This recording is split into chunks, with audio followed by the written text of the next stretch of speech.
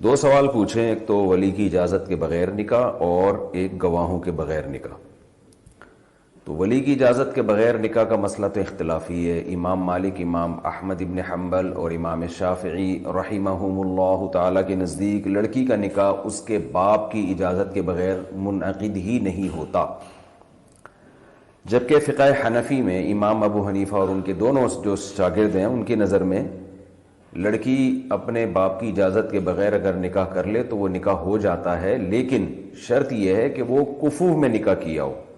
کفو کہتے ہیں ہم پلہ، پیرلل، یعنی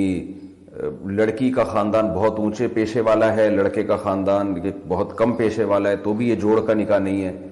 اسی طرح پیسہ ہے، دولت ہے، تو یہ چند موٹی موٹی چیزوں میں اگر لڑکا لڑکی کے جوڑ کا ہے تو لڑکی اگر ولی کی اجازت کے بغیر بھی نکاح کر لیتی ہے تو فقہ حنفی میں اس کا نکاح ہو جاتا ہے۔ دلائل دونوں طرف ہیں۔ حدیث میں آتا ہے کہ ایما امرأۃ نکحت بغیر اذن ولیہا فنکاحها باطل باطل باطل، وہ عورت جو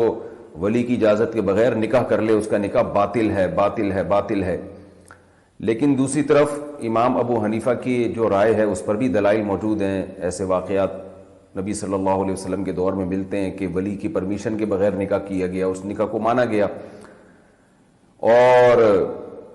بخاری کی حدیث ہے، ایک صحابیہ نے نبی صلی اللہ علیہ وسلم سے عرض کیا میں آپ سے نکاح کرنا چاہتی ہوں،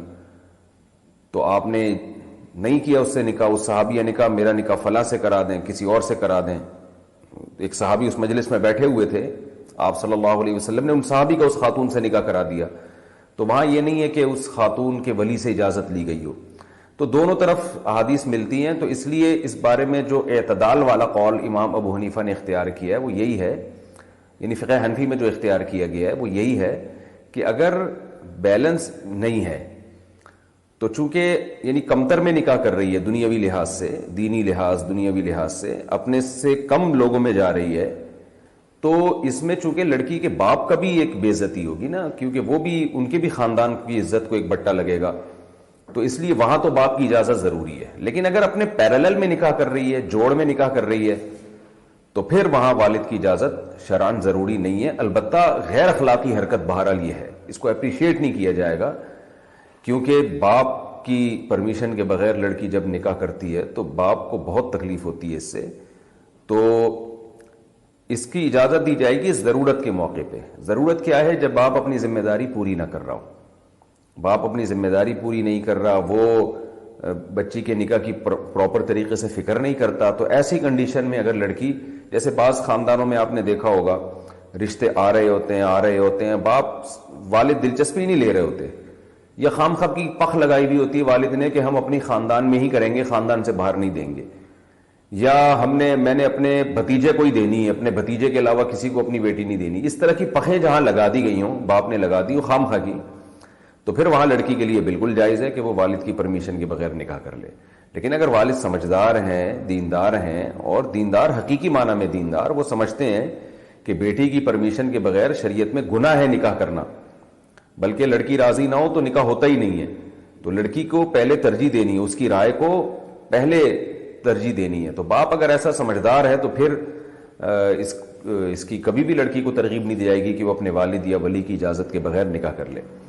تو یہ مسئلہ تو یہ ہوا جس کا خلاصہ یہ نکلا کہ عام حالات میں کبھی بھی اس کو اپریشیٹ نہیں کیا جاتا کہ لڑکی اپنے والد کی اجازت کے بغیر نکاح کرے، یعنی والد نہیں ہے تو دادا، دادا نہیں ہے تو بھائی، یہ ولی کہلاتے ہیں، ان میں سب سے پہلے باپ ہے، تو اس کو اپریشیٹ تو نہیں کیا جائے گا، لیکن نکاح ہو جائے گا اگر وہ ہم پلہ میں کر رہی ہے، جوڑ کا نکاح کر رہی ہے۔ ایک چیز قابل ملامت ہوتی ہے لیکن شرعی احکام اس کے ثابت ہو جاتے ہیں۔ تو خلاصہ یہی نکلا کہ لڑکی کے لیے بہتر نہیں ہے کہ وہ ولی کی اجازت کے بغیر کہیں نکاح کرے، لیکن اگر وہ کر لے گی اور جوڑ کا رشتہ ہوگا تو نکاح کنسیڈر ہوگا، ہو جائے گا۔ ہاں اگر باپ ذمہ داری نہیں اٹھاتا بیٹی کی شادی کی، اس میں دلچسپی نہیں لیتا، خامخواہ کی پخیں لگاتا ہے، تو پھر لڑکی کے لیے جائز ہوگا کہ وہ اس کی ولی کی اجازت کے بغیر بھی نکاح کر لے، یعنی جائز کا مطلب یہ ہے کہ پھر کوئی قابل ملامت عمل بھی نہیں ہوگا۔ یہ رہا مسئلہ کہ